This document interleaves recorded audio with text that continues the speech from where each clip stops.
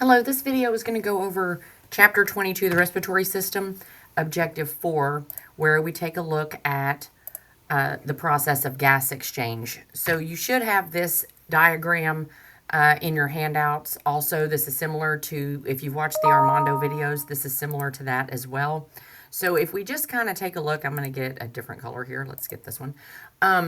Let's take a look at kind of where to start. So we're going to look at the heart. And if you notice, the right side of the heart is going to be deoxygenated while the left side of the heart is going to be oxygenated. So I kind of shouldn't have done R and O. How about we do R and L?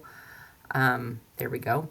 So the red is going to represent oxygenated blood. The blue is going to represent deoxygenated. Now, if you look from the heart, you should know this from the heart chapter, you've got two pathways. You've got your systemic path and your pulmonary path. So the right side of the heart is going to go to that pulmonary path, where the left side of the heart is going to go to the systemic, or, everywhere else in the body. So with that, you've got two scenarios happening here with gas exchange. If you look up here, let's follow that pulmonary path. So we're going to take that blood, that deoxygenated blood that's in those pulmonary arteries, pulmonary trunk, into the right and left pulmonary arteries, and going into the lungs. So this right here is representing the alveoli. Remember, this is going to be the air sacs that are going to be at the termination of the respiratory pathway. This is the place where gas exchange occurs, and alveoli are going to be covered in capillaries, so that way gas exchange can occur. When you're looking at this, if you notice inside the alveoli, you've got a high oxygen content and a low carbon dioxide content. So keep in mind, gas moves from an area of high concentration to low concentration. So as the rich carbon dioxide blood comes in, because it just came from the right side of the heart, this is high in carbon dioxide, it will then move to an area of low carbon dioxide, and it will enter into that alveolar space. Now, this blood coming in also has low oxygen. So the high oxygen presence in the lungs will move into a low oxygen environment, which will be the capillary bed here. So this is where that gas exchange occurs, in the capillary. Now, as the blood, now rich with oxygen, is leaving the lungs, it's going to go by way of the pulmonary veins. Remember, veins are always going to return blood to the heart. And these are the ones that are kind of opposite, like the pulmonary arteries. They are opposite than what you would think as far as the concentration of oxygen and carbon dioxide that they're carrying.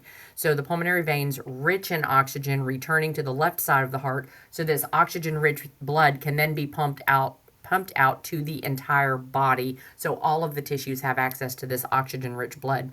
And you can see, as the blood is leaving those alveolar capillaries, you can see that it went from, it's up to now 104, where as it entered, it was only at 40. So you can see the change. Not much change in carbon dioxide. Again, carbon dioxide did get dropped off. It went from 45 to 40, so it did lose some carbon dioxide in that blood. But the big thing to look at here is the richness of the oxygen in this blood as it's leaving that pulmonary capillary. Okay, again, returning to the heart, as it goes through the systemic capillaries, or the systemic arteries, you can see there's no gas exchange happening in arteries and veins, because keep in mind, the blood vessels that are involved in gas exchange are the capillaries. So as this oxygen-rich blood hits the systemic capillaries right here, you can see it comes in. It's lost a little bit, not much oxygen though. It's down to about 100.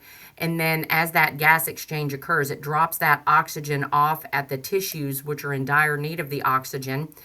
So if you look at the tissue level oxygen, it's less than 40. So that oxygen is very easy to move from the capillary into the tissues.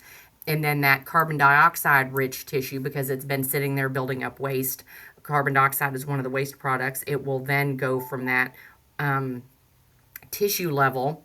Notice the carbon dioxide level as the blood is entering, it's at 40, so definitely you're moving from high to low concentration. So as the blood is leaving that capillary, you can see the oxygen levels are lower. They went from 100 to 40, and then the carbon dioxide levels came up from 40 to 45, and then that carbon dioxide rich blood will then return back to the heart by way of systemic veins.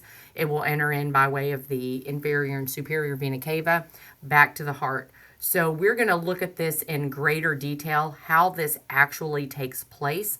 but I need you to understand that you've got two circuits, and the two circuits, the pulmonary circuit is dropping off the carbon dioxide in the blood, picking up the oxygen from the lungs, and the systemic capillaries, the systemic circuit is doing the reverse. So I'm not going to necessarily ask you specific numbers, but I do need you to understand where the oxygen is high and where the carbon dioxide is high in this scenario. And that's going to conclude objective 4.